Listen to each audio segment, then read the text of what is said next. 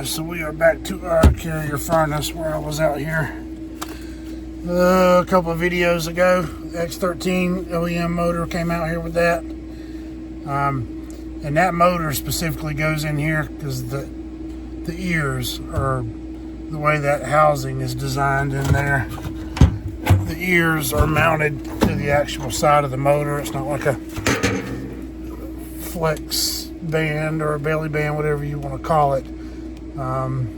So you get the OEM motor because the belly band or the ears on the motor are lined up to fit this housing. So it's taking a universal X13. I mean, it's under warranty regardless, but putting a universal X13 in there, I've never paid attention. I don't know if those have those holes on the side where you can take these ears off and mount them back to that motor or not.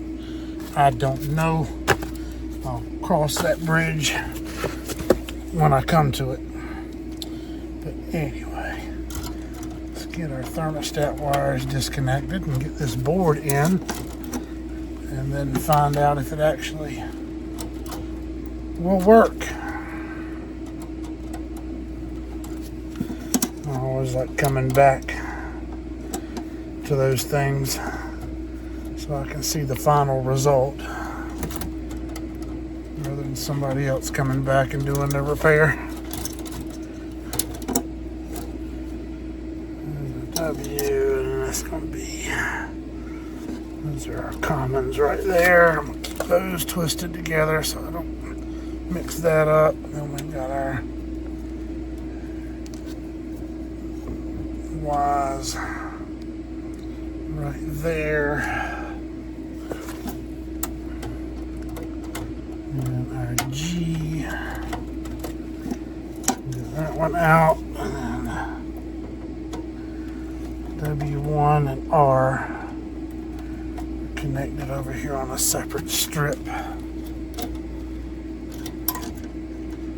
And get those out. It looks like everything else is kind of plug and play, at least where the harnesses go anyway. And the rest of these are going to be my neutrals and my hot wires up there, and then my common and 24 down here at the bottom coming off the transformer. So let's get the board out, put the new board in, and oh, don't forget this when you're on one of these carriers. This is, yeah, so this has got the little place down here on the bottom. So this thing can be set up in a communicating type system with that little plug on it where your communication wires, the infinity mess. So you have to take this little board off. That little board is basically your like a personality module is to the train equipment. And it tells the control board what unit it's installed in and all the setup and everything that's on it. So take that off. The new board does not come with one, so you gotta make sure you take that off, set it aside, plug it to your new board when you put it in.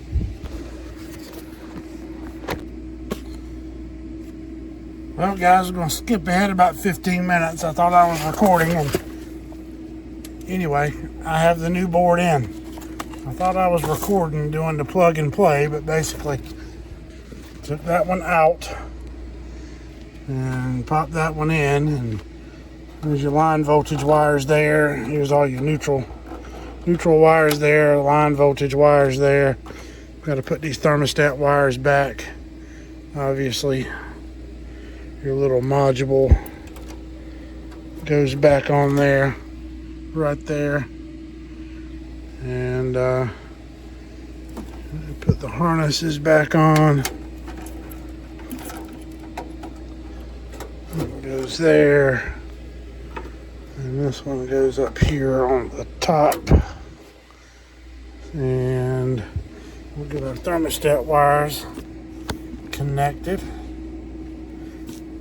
and turn it on, see what happens. Yeah, I don't know what I did. I hit something on the phone, I guess, and turned off the dadgum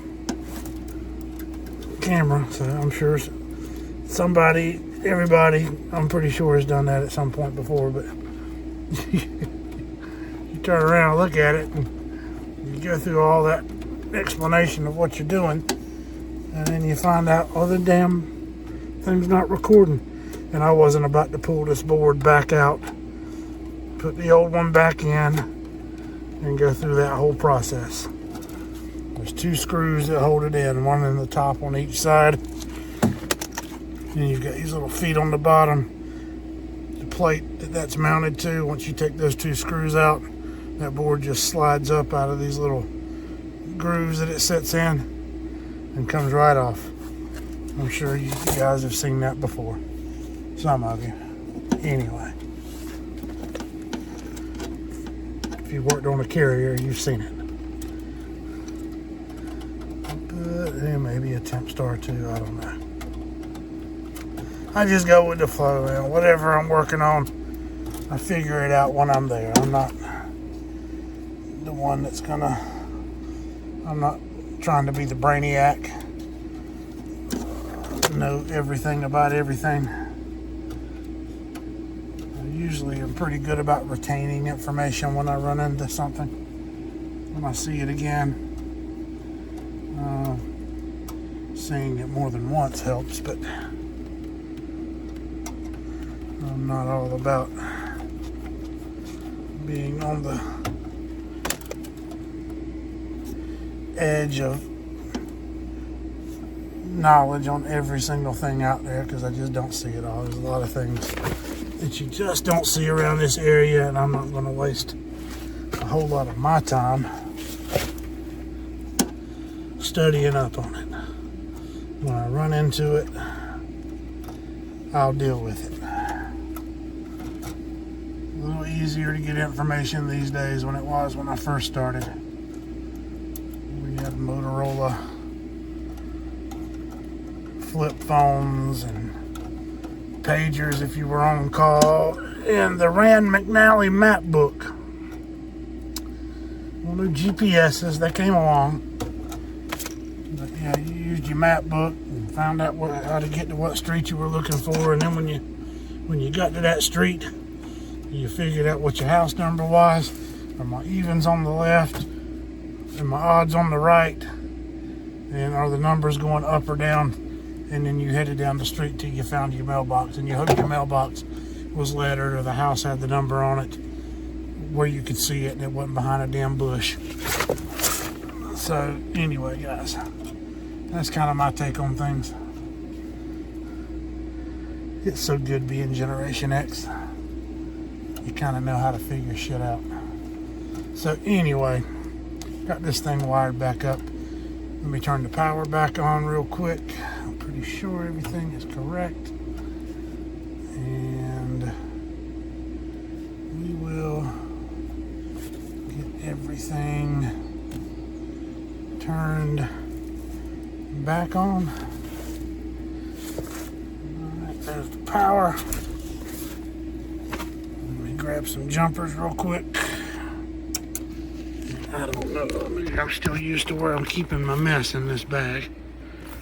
Where did I have my jumpers? Right here in the back. Okay. They're down in here somewhere.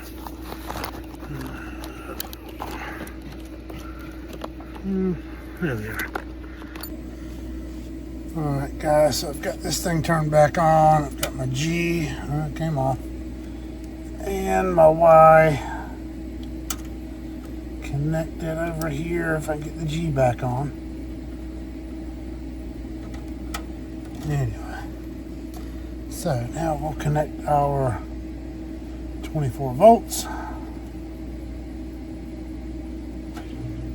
outdoor unit is on.